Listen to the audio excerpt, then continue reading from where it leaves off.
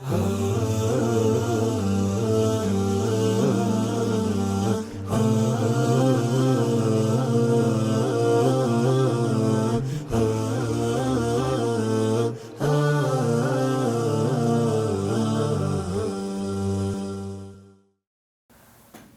alaikum wa rahmatullahi wa barakatuh. Bismillahir rahmanir rahim. Alhamdulillah wa sallallahu ala rasulillah wa ba'd.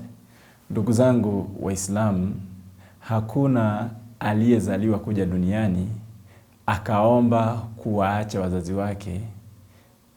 wazazi wake wamwache hapa duniani akiwa katika umri wa udogo. Hapana. Sote tunatamani tuishi na wazazi wetu mpaka tufikie umri wa utu uzima. Lakini Mwenyezi Mungu anapanga mipango yake. Kuna ambao wanazaliwa, wazazi wao wanawaacha wakiwa bado wadogo, wanafariki wazazi wao, wanabaki watoto.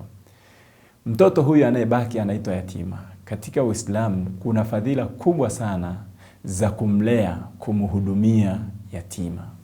Mtume sallallahu alayhi wasallama anasema, ana wakafilul yatim fil janna kahatain, wa ashara bi usba'ihi.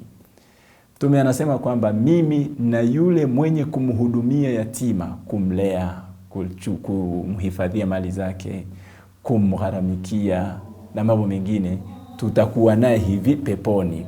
Yani akaashiria kwamba tutakuwa naye sambamba peponi.